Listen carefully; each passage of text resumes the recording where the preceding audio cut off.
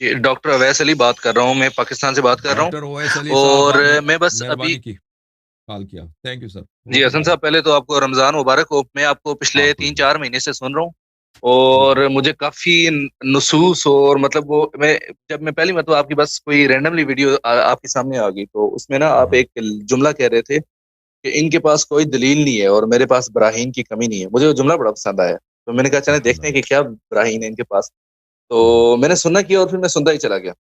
تو ماشاء اللہ. الحمدللہ اس کے بعد نا میں اہل تشیع کے انتہائی نزدیک آ گیا. آلدو میں امامت جی منصوص من اللہ کے عقیدے کو پہلے ہی مانتا تھا، لیکن کچھ ایک ابھی وہ جو ڈسکشن بڑھتی جائے گی آگے تو آپ کو پتا چل جائے گا کہ میں ابھی کہاں پہ لائک کرتا ہوں ہاں اور میرے کوسچنز کیا ہیں.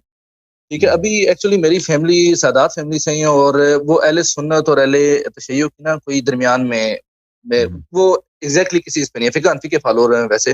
ہاں تو ابھی ایسے ہے کہ وہ بھی امامت کو منصوص من اللہ مانتے ہیں، مولا علی علیہ السلام کی فضیلت کلی کے قائل ہیں، اس میں کوئی شک نہیں ہے. اچھا. لیکن ایک تو یہ فقہ حنفی کو فالو کرتے ہیں، ائمہ تعین علیہ السلام کو بھی وہ منصوص من اللہ مانتے ہیں.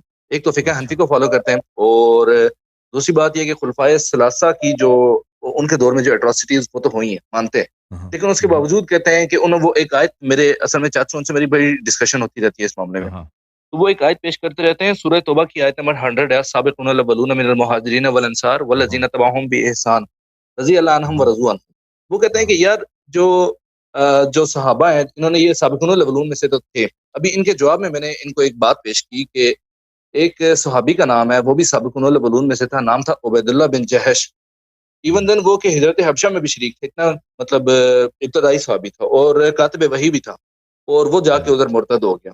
تو اس کا مطلب ہے کہ آیت کا مزاج اس طرح نہیں ہو سکتا کہ کسی بندے کے خاتمے پہ نہ ہو. تو ابھی ان کے جواب میں وہ یہ کہتے ہیں کہ اس کا وہ تو اعلانیہ طور پر اسلام سے برات کا اعلان کر دیا تھا، جبکہ یہ کلمہ پڑھتے تھے. انہوں نے کلمے مطلب توحید اور رسالت ان چیزوں سے کبھی انکار نہیں کیا تھا. اس وجہ سے اس آیت کا ان کے اوپر اطلاق نہیں ہو سکتا. مطلب جو میرا جو پوائنٹ آف ویو تھا اس کا اطلاق اس کے اوپر نہیں ہو سکتا.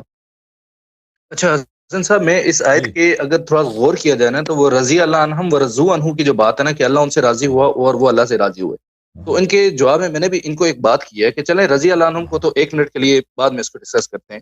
کیا یہ لوگ جن کو ڈسکس کیا جا رہا ہے یہ رضو عنہ کے مصداق تھے؟ تو مجھے تو نہیں نظر آتا کہ وہ اس میں تھے رضو عنہ کے مصداق، کیونکہ اگر چلیں وہ بعد میں بھی آئے گا کس لحاظ سے نہیں تھے، لیکن وہ لگتا تو نہیں ہے کہ وہ تھے. اس کا مطلب ہے کہ وہ اچھا. اس پوری آیت کے مصداق نہیں آتے. اچھا ابھی دکھاتا ہوں.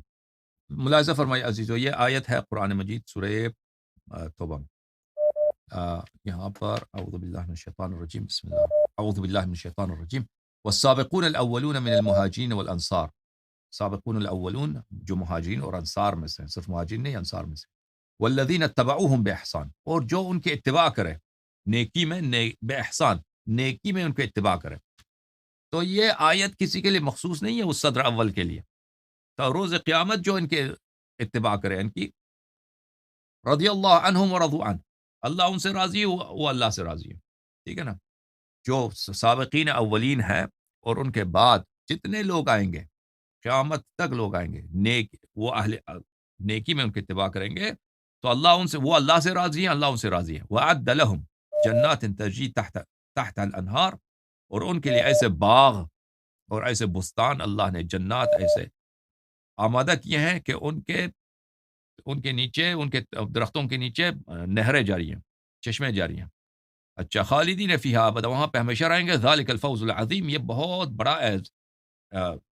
کامیابی ہے اللہ کی جانب سے. اچھا. اس کے بعد فرمایا وَمِمَّنْ حَوْلَكُمْ مِنَ الْأَعْرَابِ مُنَافِقُونَ، آپ کے ارد گرد جو بادیہ نشین عرب ہیں ان میں سے منافق ہیں. وَمِنْ أَهْلِ الْمَدِينَةِ مَرَدُوا عَلَى النِّفَاقِ لَا تَعْلَمُهُمْ نَحْنُ نَعْلَمُهُمْ، اور مدینہ رہنے والوں میں بھی منافقین ہیں. مدینہ کے رہنے والوں میں ایسے منافقین ہیں مردو علی النفاق، کہ انہوں نے نفاق پہ ماسٹری حاصل کیا، وہ نفاق کے ماسٹر ہو گئے. بالکل ایسے جیسے وہ ہوتے ہیں نا کرکٹر وغیرہ، بیٹسمین، کہ بالکل وہ ماہر ہو جاتے ہیں کرکٹ میں. تو یہ نفاق میں ایسے ماہر ہو گئے.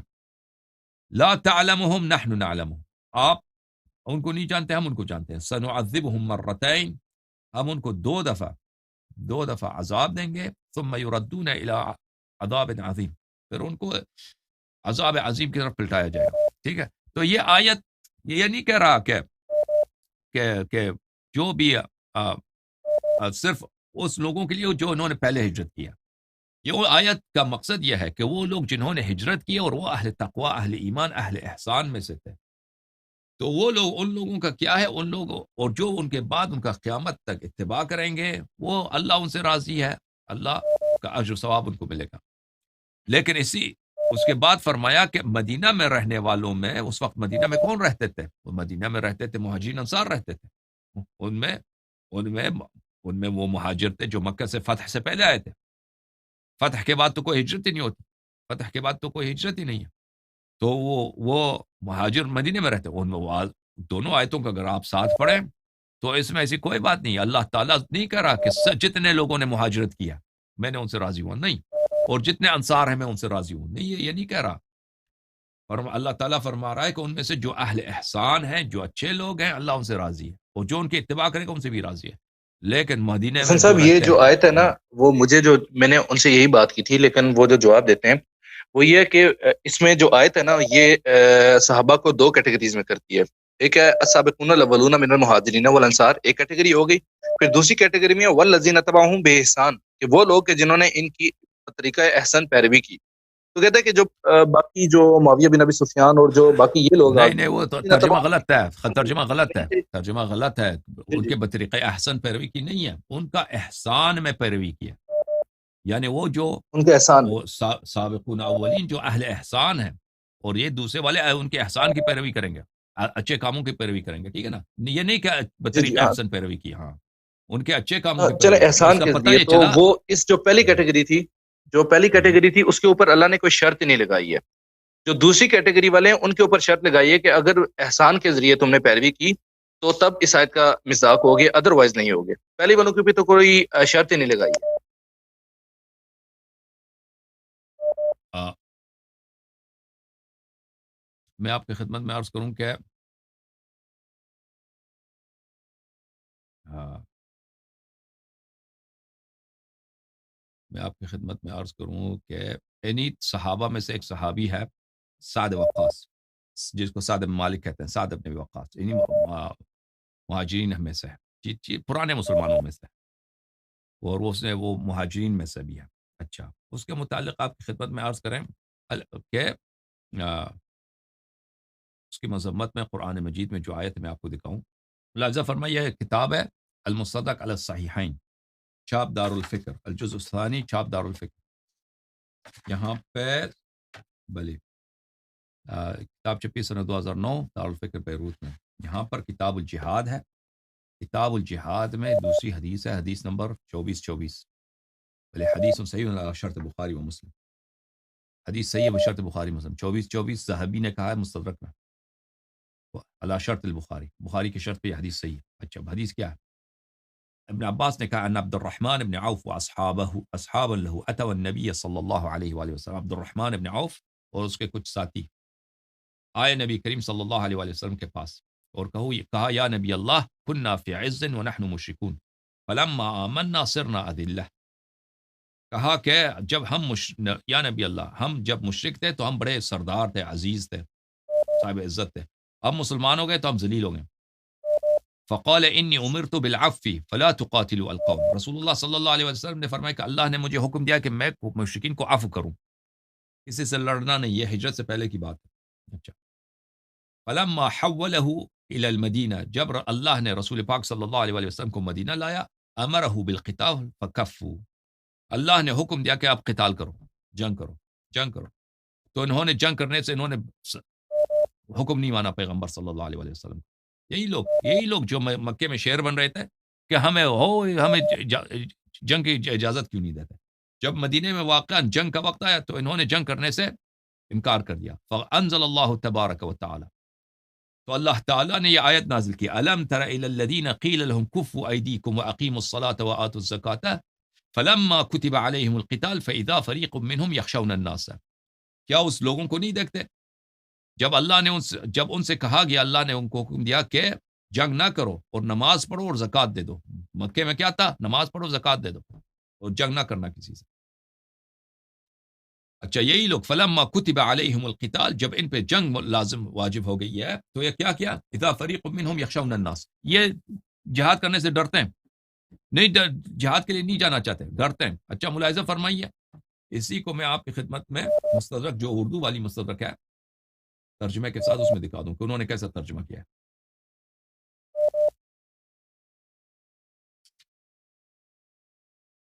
یہ کتاب ہے المستدرک علی الصحیحین للحاکم النیشابوری، ترجمہ اردو کے ساتھ، شبیر برادرز کی چھپی ہوئی کتاب ہے.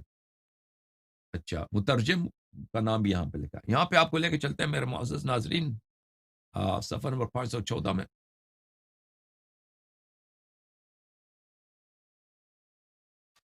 یہ صفحہ نمبر 514 کتاب الجہاد، جہاد کا بیان. اچھا، اس دوسری حدیث اس باب میں، حدیث نمبر 2377.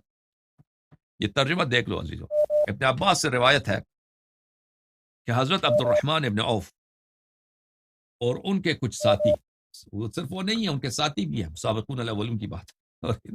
یہ سابقون الاولون نہیں ہیں، یہ لوگ سابقون الاولون ہمارے نزدیک اہل بیت امیر المؤمنین علیہ السلام ہیں، ابو ذر ہیں، یہ لوگ ہیں. سابقون الاولون سب لوگ نہیں ہیں. اچھا، اور ان کے کچھ ساتھی نبی اکرم صلی اللہ علیہ وآلہ وسلم کے بارگاہ میں حاضر ہوئے اور کہنے لگے، اے اللہ کے نبی، جب ہم مشرک تھے تو بہت عزت کی زندگی گزار رہے تھے، لیکن جب سے ایمان لائے تب ہم ذلیل ہو گئے ہیں. آپ صلی اللہ علیہ وآلہ وسلم نے فرمایا، مجھے عفو اور درگزر کا حکم دیا گیا ہے، اس لیے تم لوگوں سے مت لڑنا، لڑائی کی منع فرمائی. ابن عباس فرماتے ہیں، جب آپ صلی اللہ علیہ وآلہ وسلم مدینہ تشریف لے گئے تو جہاد کا حکم نازل ہوا، تو وہ لوگ جہاد کے لیے تیار نہ ہوئے، تو اللہ تعالیٰ نے یہ آیت نازل فرمائی.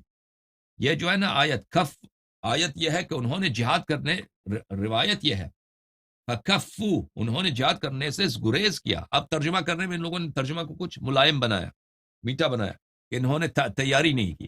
یہ تیاری کی بات نہیں ہو رہی، روایت یہ ہے کہ انہوں نے جہاد کرنے سے گریز کیا تھا. آیت نازل ہوئی. آیت کا ترجمہ، کیا تم نے انہیں نہیں دیکھا جنہیں کہا گیا اپنے ہاتھ روک لو اور نماز قائم کر رکھو اور زکوٰۃ دو، پھر جب ان پر جہاد فرض کیا گیا، یہی لوگ جو کہتے تھے ہمیں جہاد کی اجازت دے دو، تو ان میں بعض لوگ ان میں بعض لوگوں سے ایسا ڈرنے لگے جیسے اللہ سے ڈر یا اس سے بھی زیادہ. فَإِذَا فَرِيقٌ مِّنْهُمْ يَخْشَوْنَ النَّاسَ، کہ اللہ سے بھی زیادہ لوگوں سے ڈرتے تھے. اچھا، یہ ایک روایت. میں آپ کو دکھا دوں تفسیر الدر منثور، تفسیر جامع البیان.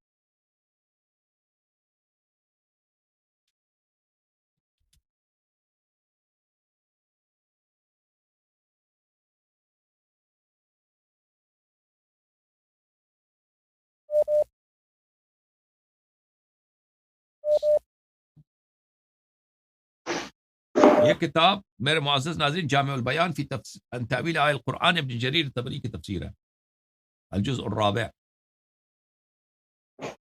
چاپ دار الفکر، جو 2014 میں چھپی. اچھا، یہاں پہ آپ کو لے کے چلتے ہیں صفحہ نمبر 211 میں.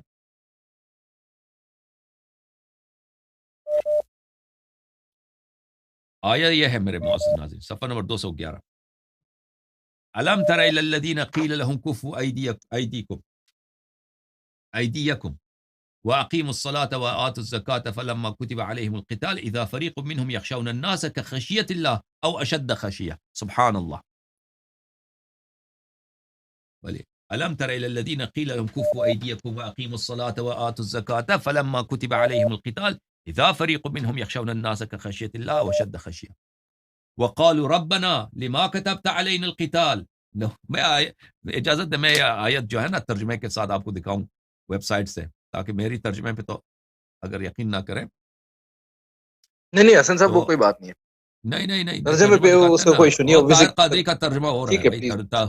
ہاں طاہر قادری کا دیکھ لیں، تاکہ بالکل، یا دوسرے جو مولوی لوگ ہیں نا ان کے تراجم آپ بھی دیکھیں، ان سے انسان مختلف ترجمے دیکھتا ہے تو ذہن کھل جاتا ہے نا، کمپیریزن میں بھی فائدہ ہوتا ہے. جی جی.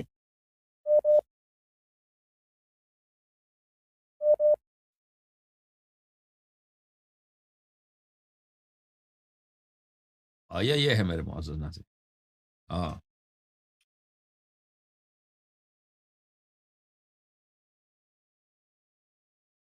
ملاحظہ فرمائیے، آیا یہ ہے الم تر الی الذین قیل لهم کفوا ایدیکم. اچھا، یہ چلیں طاہر قادری، کیا آپ نے ان لوگوں کا حال نہیں دیکھا جنہیں ابتداءً کچھ عرصے کے لیے یہ کہا گیا تھا کہ اپنے ہاتھ قتال سے روکے رکھو اور نماز قائم رکھے رہو اور زکوٰۃ دیتے رہو، تو وہ اس پر خوش تھے. پھر جب ان پر جہاد یعنی کفر و ظلم سے ٹکرانا فرض کیا گیا تو ان میں سے ایک گروہ مخالف گروہ سے یوں ڈرنے لگا، یعنی مشرکین سے یوں ڈرنے لگا جیسے اللہ سے ڈرا جاتا ہے یا اس سے بھی بڑھ کر، اور کہنے لگے اے ہمارے رب تو نے ہم پر اس قدر جلدی جہاد کیوں فرض کر دیا؟ اچھا تو نے ہمیں مزید تھوڑی مدت کے لیے مہلت کیوں نہ دی؟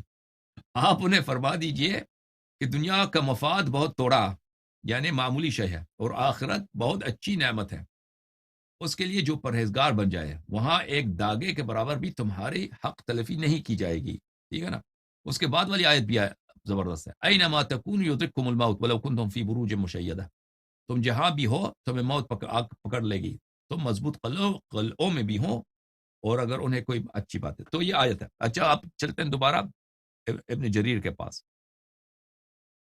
اچھا یہاں پہ ابن جریر اس آیت کی تفسیر میں بہت سارے الفاظ کہتے ہیں، الم تر الی الذین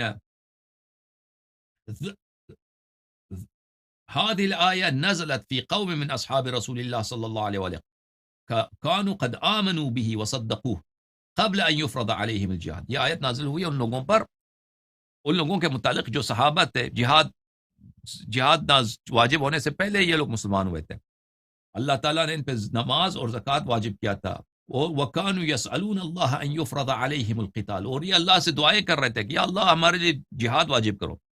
فَلَمَّا فُرِضَ عَلَيْهِمُ الْقِتَالُ شُقَّ عَلَيْهِمْ ذَلِكَ وَقَالُوا مَا أَخْبَرَ عَنْهُ فِي كِتَابِهِ، اور جب جہاد نازل ہوا ہے تو اللہ نے ان کی اس طرح مذمت کی ہے۔ بھلے اچھا حسن صاحب یہاں پہ نا آپ نے مشرکین سے ڈرتے تھے، اس سے زیادہ کہ کن سے ڈریں؟ اللہ سے ڈریں۔ اچھا کفار سے۔ جی جی سر، جی جی بھلے کچھ کہنا اچھا چاہتے حسن ہیں؟ صاحب آپ نے جو اس آیت پاک کی جو آپ نے اس میں تشریح کی تھی نا کہ آپ اس سے مذاق لیتے ہیں اہل بیت کرام علیہ السلام، تو ابھی جو بالکل۔ اس میں انصار کا ذکر ہے، انصار کا مصداق تو اہل بیت علیہ السلام نہیں ہو سکتے نا، کیونکہ وہ تو مہاجرین میں سے تھے، خیر ٹیکنیکلی تو اہل بیت میں سے تھے، وہ نہ مہاجرین نہ انصار، وہ تو وراء الورا مخلوق تھی نا، لیکن وہ ابھی اگر کیٹیگرائز کیا رہے تو وہ ہجرت انہوں نے کی تھی، انصار میں سے نہیں تھے وہ۔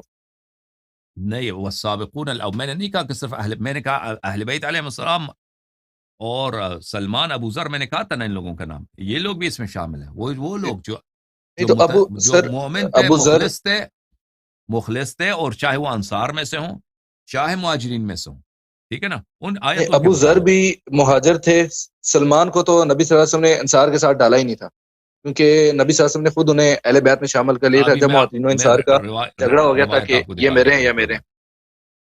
میں روایت آپ کو دکھا دیتا ہوں، شیعوں کی کتاب سے کوئی بات، روایت آپ کو دکھا دیتا ہوں کہ ہمارے نزدیک اس آیت اہل بیت علیہ السلام نے جو فرمایا، اس آیت کس کی شان نزول کس کے لیے، ٹھیک ہے نا؟ تو پتہ یہ چلا کہ سب جتنے مہاجرین اولین ہیں بھائی وہ ممدوح نہیں ہیں، ان کی مدح نہیں ہے، کیونکہ ان میں ایسے لوگ تھے جو بالکل ایسے فضول باتیں کرتے تھے، پیغمبر صلی اللہ علیہ وسلم جہاد واجب کرو، جہاد واجب صاحب یہاں پہ ایک چھوٹا سا ایشو اور ہے نا کہ اہل تشیع کی کتب سے کوئی بھی اگر دلیل پیش کی جائے نا تو وہ پھر ایک ایسا پوائنٹ پیش کرتے ہیں کہ جو میں نے غالباً کسی اہل تشیع کے عالم سے بھی سنا ہے کہ اہل سنت کو تو بڑا ٹائم ملا کہ اپنا علم کی تدوین کریں، اس کی ترویج کریں، بکس کمپائل کریں، ٹھیک ہے، لیکن جو اہل تشیع کا ایشو یہ تھا کہ وہ مظالم اور اسی سے ان کو فرصت نہیں ملی ہے، تو ان کو جو علم ملا ہے تو وہ اس کو سمیٹتے رہیں، اور وہ جیسے دانے نیچے گر جائیں، مکئی کے دانے نیچے گر جائیں تو وہ جلدی میں ریت بھی ساتھ اٹھا لیتے ہیں، انہوں نے بعد کے لوگوں تک چھوڑ دیا کہ اس میں سے صفائی کر کے دانے الگ کر لیں گے، مطلب حقیقی علم الگ کر لیں گے، اور جو غلط چیز آ گئی ہے ساتھ تو اس کو نہ چھان لیں گے۔ تو اس پوائنٹ آف ویو کی بیس پہ وہ یہ کرتے ہیں کہ اہل تشیع کی مکتب سے جو بھی مکاتب سے آتی ہیں احادیث، تو ان کو وہ کہتے ہیں کہ یار اس کا تو کوئی گارنٹی نہیں ہے کہ ٹھیک ہوگی۔ کہنے کا مقصد یہ ہے میرے بھائی کہ آپ شیعہ کتب کو چھوڑ دیں، بس شیعہ کتب کو نہیں چھوڑ دیں، یہ دیکھیں والسابقون الاولون من المہاجرین والانصار، کہ یہ اس آیت کا عموم نہیں ہے کہ جتنے بھی پرانے لوگوں نے ہجرت کیا وہ سب کے سب اچھے ہیں، اس کا مطلب یہ نہیں ہے، کیونکہ وہیں انہی لوگوں میں ایسے لوگ ہیں جو جن کے قرآن مجید نے مذمت کیا، ٹھیک ہے نا؟ قرآن مجید نے ان کی ایسی مذمت کی ہے کہ یہ کفار سے ڈرتے ہیں، اللہ سے زیادہ کافر سے ڈرتے ہیں، اللہ سے زیادہ یہ کافر سے ڈرتے ہیں، انہی کے لوگوں کے متعلق اللہ تعالیٰ نے قرآن مجید میں تخصیص کی، تو پتہ یہ چلا اس کا عموم نہیں ہے، یہ خاص لوگ ہیں، جب پتہ چلا کہ یہ سب نہیں ہے، خاص لوگ ہیں، تو آیت میں تو کسی کا نام کا ذکر تو نہیں ہے کہ یہ کون ہے، ٹھیک ہے، شیعہ حدیث کو ٹھیک ہو چھوڑتے گیا، ہیں، ٹھیک، بالکل ٹھیک ہو ہاں گیا. شیعہ حدیث کو سائڈ پہ رکھتے ہیں، آیت میں تو اسم تو نہیں ہے نا کہ ابو بکر عمر مثلا یہ لوگ ہیں اس میں. آیت تو نے تو یہ ٹھیک کہہ طے رہے ہیں، کیا کہ بالکل ٹھیک ہے. ہاں کہ سابقون مہاجرین جو اہل احسان ہے، اور ان کے بعد جو جتنے لوگ آئیں قیامت تک ان کی اتباع کریں گے، اللہ ان سے راضی ہے اور وہ اللہ سے راضی ہے، اللہ ان کو جنتی بنا دے گا، ٹھیک ہے نا. تو پھر ہم دیکھیں گے اس سے جب عموم ختم ہو گیا نا، پھر جب عموم ختم ہو گیا پھر دلیل چاہیے ہوگا کہ ابو بکر عمر اس میں شامل ہے. پھر صرف اس لیے کہ ایسے آپ ایک ایسی کیٹیگوری بنا دیں کہ جس نے بھی ہجرت کیا، پرانا جو ہجرت کیا، تو وہ اس آیت میں شامل ہے، وہ ختم ہو جاتا ہے.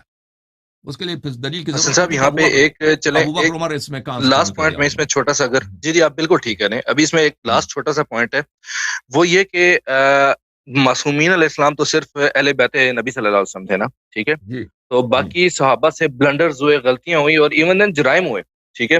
جی لیکن اس صحیح. کے باوجود نا، مطلب جن کے حساب یہ کہ ان کے بارے میں اللہ تعالیٰ نے ایک تو چلیں یہ آیت مذاق ہے یا نہیں ہے، لیکن اگر ہر بندے کے اوپر اس کا اطلاق کریں کہ جن سے کوئی چھوٹی موٹی غلطی ہے، پھر فار دیٹ میٹر اگر بڑی غلطی بھی ہو جائے تو وہ سیدھا جہنم کیس میں چلا جائے. تو یہ جو باقی مسلمان ہیں، مثال کے طور پہ ہم لوگ ہیں، ہم بھی تو ایک بڑے بڑے گناہ کرتے ہیں، لیکن اللہ تعالیٰ کی ذات سے امید ہوتی ہے کہ اللہ ہمیں بخش دے گا. تو ابھی اس کے بارے میں کیا کہیں گے؟ کیونکہ تو اللہ تعالیٰ ہو سکتا ہے کہ انہیں معاف کر دے اس بات کے اوپر، جو جہاد نہ کرنا مطلب، یا پھر اس کے بارے میں تعویلات کرنا کہ تھوڑا لیٹ ہمیں جہاد کا حکم مل جاتا. تو تو اللہ الٹیمیٹلی نے سعد بن ابی وقاص کا تو ذکر آتا ہے کہ انہوں نے جہاد کیا ہے. ابو بکر دیکھیں عمر کے آلدو کوئی بہت زیادہ وہ نہیں آتے کہ انہوں نے کوئی بہت کارنامے سر انجام دیا، لیکن کھڑے تو تھے وہاں پہ کہاں پہ کھڑے تھے، میدان کہاں جنگ میں. پہ دیکھیں. بھاگ بھی گئے تھے. یہ ہے، یہ بھی صحیح کتب میں ہے کہ عمر بن خطاب اور حضرت عثمان بن عفان ان کے بارے میں واقعی میں صحیح روایات میں آتا ہے کہ وہ بھاگ بھی گئے تھے، لیکن شرکت تو کسی حد تک کی تھی نا انہوں نے. دیکھیں بھائی، یہ ہے کہ یہ جنگ پہ جانے کے لیے تیار نہیں ہوتے تھے، کفار سے ڈرتے تھے، ٹھیک ہے نا.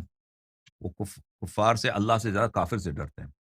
جو اللہ سے یہ اصل میں ڈرتا ہے یہ جو سینٹینس ہے یہ بڑا کریٹیکل ہے کہ اللہ سے زیادہ ہاں کفار سے ڈرتے ہیں. یہ بڑا کریٹیکل سینٹینس ہے، ٹھیک ہے. ہاں، جو اللہ پہ ایمان رکھتا ہے، اللہ سے ڈرتا ہے، کافر سے اتنا زیادہ نہیں ڈرتا، تو وہ قربانی دینے کے لیے حاضر ہوتا ہے کہ اگر اس کی جان چلی جائے، ٹھیک کیونکہ ہے. وہ اللہ سے زیادہ ڈرتا ہے.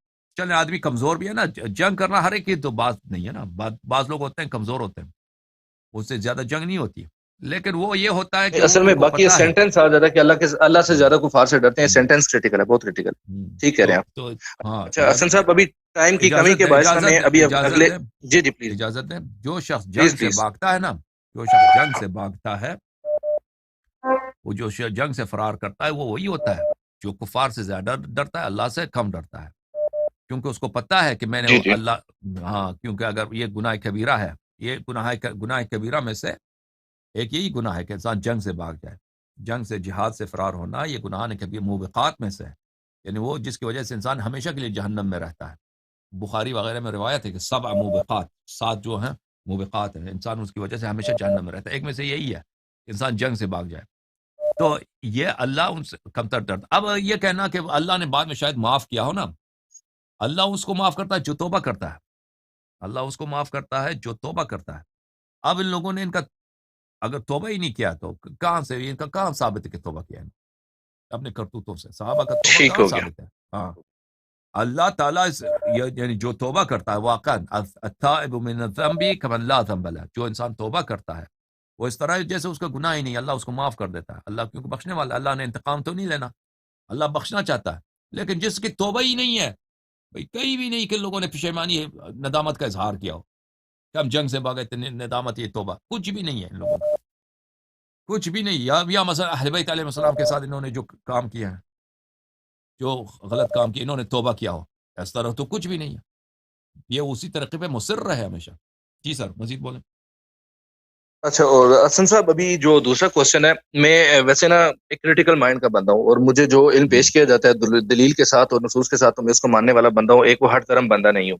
تو اس وجہ سے مجھے جو مین اسٹریم کے جو علماء، جن کی علماء تو خیر کیا کہیں گے، علماء سو کہہ سکتے ہیں یا پھر کم علم کہہ سکتے ہیں، ان کو میں نے سنا فار ایگزامپل انجینئر محمد علی مرزا کو، تو کافی حد تک نا میری مینٹیلٹی چینج ہو گئی ہوئی تھی. مثال کے طور پہ یہ جو توحید کی انہوں نے ایک اختراع نکالی ہوئی ہے کہ جو ائمہ تابعین علیہ السلام اور انبیاء سے مدد مانگنا جو ہے نا وہ شرک ہے اور غلطی ہے.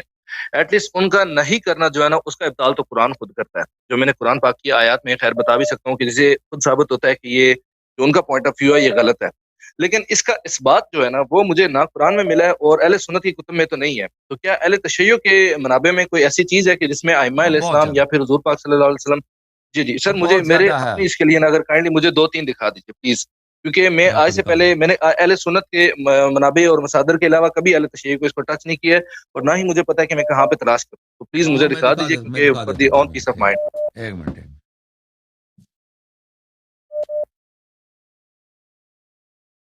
کیونکہ ان کی نفی کا ابطال تو قرآن کرتا ہے، لیکن اثبات جو مجھے نہیں ملا. آپ بولتے ہیں غیر اللہ سے مدد مانگنے کو بولتے ہیں نا. جی جی میں وہی کہہ رہا ہوں، غیر اللہ تو ہے ہی نہیں، وہ ان کو غیر اللہ کنسیڈر کرنا تو ہے ہی نہیں، وہ ما اللہ کی کیٹیگری میں آتے ہیں، من دون اللہ کی کیٹیگری میں وہ آتے ہی نہیں ہے. کیونکہ جو اللہ تعالیٰ نے جو آیت ہے نا کہ اللہ تعالیٰ قرآن پاک میں فرماتے ہیں، ابھی مجھے صورت کا یاد نہیں ہے، کہ اتخذوا احبارهم ورهبانهم اربابا من دون اللہ والمسیح ابن مریم، کہ اللہ نے مسیح ابن مریم کو من دون اللہ کی کیٹیگری سے الگ کر لیا. پہلے اچھا، احبار اور رہبان کو مینشن کیا اور بتایا کہ یہ من دون اللہ ہے، اور اس کے بعد مسیح ابن مریم کا ذکر کیا، کیونکہ یہ قرآن پاک کی ادروائز 2 آیات کنٹراڈکٹ کرتی ہیں. تو اللہ کا قرآن تو ایک ہی کلیے پہ چلتا ہے نا، اس میں کوئی کنٹراڈکشن نہیں ہے.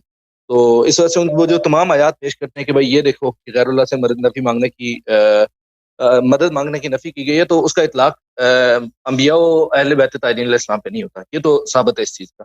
مجھے اگر کائنڈلی اسبات کی حدیث اہل تشیع کی کتب سے دکھا دیں. جی میں دکھاتا ہوں. کوئی بات.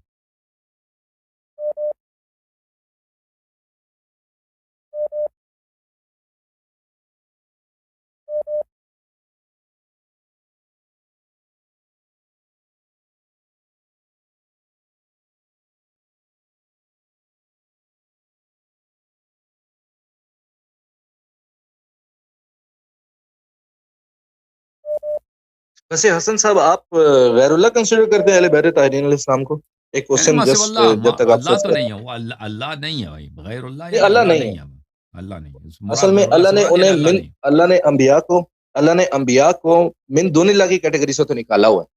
ٹھیک ہے، وہ تو میں قرآن کی آیت بھی آپ کو میں نے ابھی پڑھ کے سنائی ہے کہ اس میں احبار اور رہبان کو من دون اللہ کیٹیگرائز کیا ہے. اس کے بعد عیسیٰ بن مریم کا نام لیا اللہ نے. اس کا مطلب من دون اللہ میں سے تو ایٹ لیسٹ نہیں ہے، اللہ تو نہیں ہے. یہ بھی ہمارا ایمان کا حصہ ہے.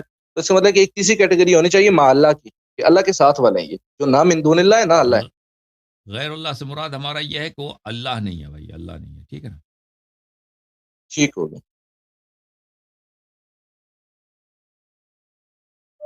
اچھا، میں آپ کو حدیث دکھاتا ہوں. دیکھیں یہ کتاب ہے میرے محترم ناظرین، کامل الزیارات. کامل الزیارات جو ہے شیعوں کے نزدیک نہایت ہی معتبر کتب میں سے ایک کتاب ہے کامل الزیارات.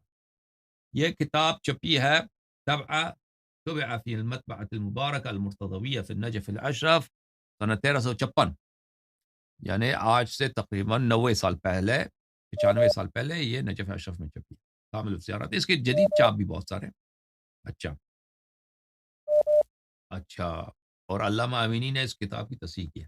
یہاں پہ الباب الثامن والاربعون صفحہ نمبر 130 میں جو ہے، یہاں پہ 48واں جو 48واں باب، یہاں 48واں باب، کیونکہ اردو کے نمبرنگ سے کبھی مجھے غلطی ہو جاتی ہے. کیف یجب ان یکون زائر الحسین ابن علی صلوات اللہ علیہ، امام حسین علیہ السلام کی زیارت کے آداب میں وہاں پہ صفحہ نمبر 131 میں وہاں پہ یہ حدیث ہے حضرت امام جعفر صادق علیہ السلام سے. حضرت امام جعفر صادق علیہ السلام نے فرمایا اذا اردت زیارت الحسین علیہ السلام فزرہ وانت کئیب حزین، جب تم ارادہ کرو کہ امام حسین علیہ السلام کی زیارت کرنی ہے تو ان کو زیارت اس حال میں کرو کہ تم پہ بہت غمزدگی ہے، نہایت غمزدگی اور حزن کی حالت میں، اور مکروب، اور تم پہ غمزدہ مصیبت زدہ اس حالت میں، شعثاً مغبراً، کہ تمہارے بال جو ہے وہ بالکل اس میں کیا ہو، بال کو پریشان ہو، زلف تمہارے پریشان ہو، مغبراً تمہارے کپڑوں پہ غبار ہو، جائعاً بھوکے حالت میں، عطشاناً اور اسی طرح پیاسے حالت میں ان کی زیارت کرو. فإن الحسین علیہ السلام، کیونکہ حسین علیہ السلام قتل حزینا مکروبا شائثا مغبرا جائعا عطشانا، کیونکہ امام حسین علیہ السلام بھی اسی طرح شہید ہوئے، تو اس حالت میں زیارت کرو. وسلہ الحوائج، امام جعفر صادق علیہ السلام نے فرمایا پھر آپ اپنی حاجتیں امام حسین علیہ السلام سے مانگو، اپنی حوائج امام حسین علیہ السلام سے مانگو. وانصرف عنہ، اور وہاں سے پھر واپس نکل جاؤ. ولا تتخذہ وطنا، پھر ادھر رکنا نہیں، وہاں پہ اپنا مسکن کربلا میں نہیں لینا، کربلا کو اپنا مسکن نہیں بنانا، ٹھیک ہے نا؟ ثابت ہے بھائی یا نہیں ہے؟ واضح ہے یا نہیں ہے؟ اور ڈاکٹر صاحب کہاں چلے گئے؟ اور ہاں ڈاکٹر جو یہ بھائی جو آپ جی جی ہمیں نہیں، ہاں نہیں سر وہ واضح بس ہے؟ میوٹ پہ لگا ہوا تھا، سوری میں بول رہا تھا لیکن ہاں آواز نہیں آ رہی تھی سر۔ یہ وصل ہوا الوائد جو ہے نا، یہ حضرت امام حسین علیہ السلام کے بارے میں فرمایا گیا یا اللہ کے بارے میں فرمایا گیا کہ اس کے بعد اللہ سے دعا مانگنا؟ امام حسین کی زیارت اس طرح کرو، اس آداب کے ساتھ کرو، بھلے کیونکہ امام حسین علیہ السلام اس طرح وصلہ الحوائج، اور پھر اس کے اپنی حاجتیں امام حسین علیہ السلام سے مانگو اور پھر واپس آ جاؤ، وہاں پہ رکنا اچھا، نہیں اور ہے یہ دوسرا وہاں۔ یہ وصل الوائد جو ہے اسے یہ وسیلے والا ہے یا پھر سوال نہیں والا نہیں، وصل ہوا ہے؟ سل ہے، امر ہے سوال کا، اسأل جو ہے عربی زبان میں اس کو اسأل بھی کر سکتے ہیں، سل بھی کر سکتے ہیں، سل یعنی پوچھو، مانگو، ٹھیک ہو گیا طلب کرو، سل ہو امام حسین علیہ السلام سے، یہ سل ہو، یہاں پہ جو سل ہو ہے، سل ہو یہ لفظ سر، ہے، ٹھیک ہو گیا۔ سل اور ہو یہ یعنی اس کے طلب علاوہ کرو سر ان سے، امام حسین علیہ السلام سے طلب کرو، امام ٹھیک ہے نا؟ اس کے علاوہ امام کلینی کی جو الکافی ہے، الکافی میں بھی کوئی حدیث ہیں اس سے ریلیٹڈ؟ بالکل ہے۔ سر بہت شکریہ ہوگا آپ کا اگر کائنڈلی مجھے وہ بھی دکھا دیجیے، کیونکہ آپ نے نا ملٹیپل ٹائمز نا آپ نے کچھ مناظرے کی جو ویڈیوز ہیں آپ کی مختلف لوگوں کے ساتھ، تو اس میں آپ بیان کرتے ہیں، مطلب مثال کے طور پہ دہریوں کے ساتھ ایک وہ مناظرہ تھا کسی بندے کا، تو آپ نے بڑا زبردست منطقی اس کو جواب دیا تھا کہ پہلے اس کے ایتھیزم کا ابطال کیا تھا جو اس کی دہریت تھی، تو وہ اصل میں اگر کمپلیٹ ہو جاتا، اگر آپ ایک الگ سے ویڈیو بنا دیتے کہ اس کے بعد ہمارے کیا دلائل ہیں کہ اللہ نے خلق کیا، آلدو ایک مومن کے لیے تو وہ دلائل کمپلیٹ ہوتے ہیں، میں خود ڈاکٹر ہوں اور میرے لیے تو جو ڈیورنگ میری جو میڈیسن کی اسٹڈی تھی اس کے دوران ہی میرے اوپر یہ عقدہ ہو گئی تھی کہ واقعتاً اللہ خالق ہے اور اس کے علاوہ کوئی خلق نہیں کر سکتا، وہ بہت انتہائی کمپلیکسٹی اور جو انفینٹلی کمپلیکس، آپ نے بھی ایک ورڈ یوز کیا اور واقعتاً ایسا ہے، لیکن ایک دفعہ اگر ایک ویڈیو میں کمپائل کر دیں تو باقی لوگوں کے لیے بہت آسانی ہو جائے گی۔ کس چیز کو کمپائل اور کر دوں؟ کس چیز کو؟ ہاں، یہ جو ایک ایتھیسٹ کے ساتھ آپ کا مناظرہ تھا اور اس میں نا آپ نے کہا تھا کہ پہلے تم یہ پروف کرو کہ اللہ نہیں ہے، اور وہ بڑا ہاں وہ کہہ منطقی رہے تھے طور پہ نہیں بڑا ہے، زبردست آپ نے پیش کیا تھا۔ ہاں جی جی ہاں، وہ بہت زبردست تھا، لیکن ابھی جو آپ نے کہا تھا کہ تم اس بات پہ پہلے آ جاؤ کہ مجھے نہیں پتا کہ اللہ ہے یا نہیں ہے، ٹھیک ہے، اس کے بعد نیکسٹ اسٹیج پہ میں پروو کروں گا کہ بھائی ہاں واقعی میں اللہ ہے، تو وہ اگر نیکسٹ اسٹیج نا آپ کسی ویڈیو میں اگر کائنڈلی ریکارڈ کروا دیجیے۔ سوری جی بالکل، سوری کوئی بات نہیں۔ جی جی اچھا سر، میرا دوسرا کوشچن ابھی، ہاں چلیں اگر مجھے ایک حدیث اور پیش کر دیجیے اس کے معاملے میں، ہاں میں ابھی اسی کر معاملے رہا میں، ہوں، تو ٹھہر نیکسٹ جاؤ، میں کوشچن کی طرف۔ کتاب کو پیجز پلٹا رہا ہوں۔ اچھا، یہ کتاب ہے ٹھیک ہو گیا، ٹھیک کشف المحجہ لثمرۃ البہجہ، سید ابن طاؤس رحمۃ اللہ علیہ کی، یہاں پہ یہ روایت کرتے ہیں کلینی سے، رحمۃ اللہ علیہ سے، کلینی سے روایت کرتے ہیں۔ اچھا ملاحظہ فرمائیے، ما رواہ محمد بن یعقوب الکلینی نے روایت کی ہے، كتبت الى ابی الحسن علیہ السلام، میں نے حضرت امام ہادی علیہ السلام کو خط لکھا ہے، ان الرجل يجب ان يفضي الى امامه ما يجب ان يفضي به الى ربه، کہ انسان کو، مومن کو بعض دفعہ ضرورت پڑتی ہے کہ وہ چیز جو اس کے اور اللہ کے درمیان ہے وہ اس کو اپنے امام کے ساتھ بولے،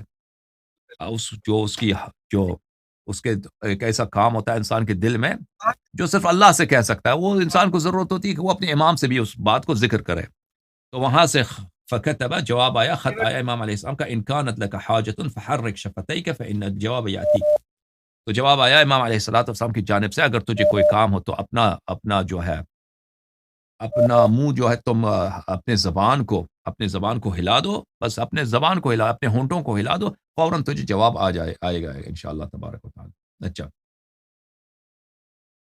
اچھا میں پھر ملاحظہ فرمائے، الاصول من الکافی جزء الاول، یہاں پہ ملاحظہ فرمائیے صفحہ نمبر 508 میں، یہ حدیث نمبر 10 ہے، بھلے راوی کہتا ہے کہ شکوت الی ابی محمد علیہ السلام، ابو ہاشم الجعفری، یہ حضرت امام صادق علیہ السلام کے پوتے ہیں، فرماتے ہیں کہ میں نے حضرت امام جواد علیہ السلام، ابو محمد، بھلے حضرت امام حسن عسکری علیہ السلام کی خدمت میں عرض کیا کہ میں جیل میں ہوں اور میں قید میں ہوں، میری بڑی مشکلات ہیں، اچھا فكتب الي انت تصلي اليوم الظهر في منزلك فاخرجت في وقت، تو امام علیہ السلام کی جانب سے مجھے خط آیا کہ آج تو جو ہے اپنا ظہر کا نماز تو اپنے گھر میں پڑھے گا، جیل سے تیری آزادی ہے، زندان سے آزادی ہے، فاخرجت في وقت الظهر فصليت في منزلي، تو وقت ظہر میں مجھے جیل سے نکال دیا، آزادی ملی، میں گھر پہ چلا گیا، تو ظہر کا نماز میں نے گھر میں پڑھا، کما قال، جیسے امام علیہ السلام نے فرمایا، وكنت مضيقا فاردت ان اطلب منه دنانير في الكتاب فاستحييت، میں نے کہا کہ میں تو غریب آدمی ہوں، فقیر ہوں، مجھے پیسوں کی ضرورت ہے، لیکن امام علیہ السلام سے مانگوں، میں خط لکھوں، پھر میں نے حیا کیا، مجھے شرم آیا کہ امام سے میں کیسے پیسے مانگوں، تو میں نے طلب نہیں کیا. اچھا، فلما صرت الى منزلي وجه الي ب100 دینار وكتب الي. اچھا، تو جب میں گھر پہنچا، تو اپنے گھر پہنچا تو وہاں پہ میں نے دیکھا کہ 100 دینار انہوں نے، امام علیہ السلام نے بھیجا ہے، اور ایک خط بھی ہے. حالانکہ میرے دل میں یہ حاجت تھی کہ میں ان سے پیسے مانگوں، لیکن مجھے حیا ہو گیا، شرم آیا تھا. تو میں نے دیکھا کہ انہوں نے پیسے بھی بیچے ہیں اور ایک خط بھی ہے. اذا كانت لك حاجة فلا تستحي ولا تحتشم، اگر تجھے کبھی ضرورت پڑے تو اپنے امام سے کبھی حیا نہ کرنا، اور کبھی ان سے، یعنی امام علیہ الصلوۃ والسلام دوسرے شہر میں، یہ دوسرے شہر میں جیل میں تھے، امام علیہ السلام کو ان کے دل کا حال پتہ چلا اور خط لکھا کہ کبھی جب بھی تجھے امام علیہ السلام سے کوئی حاجت ہو تو حیا نہ کرو، شرم نہ کرو، اور کبھی مثلا تمہیں خوفزدہ ہونے کی ضرورت نہیں ہے. وَطْلُبْهَا، اور اپنی حاجت کو امام علیہ السلام سے مانگو، فَإِنَّكَ تُحِبُّ تَرَى مَا تُحِبُّ انشاءاللہ، تو جو تیری حاجت ہے، جو تو مانگتا ہے، جو تجھے پسند ہے، وہی ہوگا انشاءاللہ تبارک و تعالی، یعنی تیرا حاجت برآوردہ ہوگا. اچھا، میں آپ کی خدمت میں عرض کروں، ایک اور روایت آپ کو دکھا دیتے ہیں کتاب کافی سے. یہ کتاب ہے میرے محترم ناظرین، کتاب الاصول من الکافی، الجزء الثانی، چاپ دار الکتب الاسلامیہ. اچھا، یہاں پر یہ باب ہے، باب الدعاء للکرب، الدعاء للکرب والہم والحزن والخوف، حاجت کے لیے دعا اور مشکلات کے لیے دعا، حزن اور خوف کے لیے دعا. بہت ساری دعائیں، اس میں حدیث نمبر 9 یہ ہے، روایت ہے پہلے امام علیہ الصلوۃ والسلام سے، اذا احزنک امر فقل فی آخر سجودک، جب تجھے کوئی بات بہت غمزدہ کرے تو نماز کے بعد آخری سجدے میں اس طرح دعا کرنا. اچھا، یا جبرائیل یا محمد، یا جبرائیل یا محمد، تکرر ذالک، بلے کہتے جاؤ، اس طرح بہت تکرار کرو، یا جبرائیل یا محمد، یا جبرائیل یا محمد صلی اللہ علیہ وآلہ وسلم. اکفیانی ما انا فی، مجھے تم مدد کرو میری، میں جس مصیبت میں ہوں مجھے اس سے نکال دو. فإنکما کافیان، کہ تم دونوں میری مدد کر سکتے ہو. واحفظانی بإذن اللہ فإنکما حافظان، اور تم دونوں، یا جبرائیل یا رسول اللہ صلی اللہ علیہ وسلم، میری محافظت کرو کہ تم دونوں میرے نگہبان ہو. ٹھیک ہو گیا بھائی؟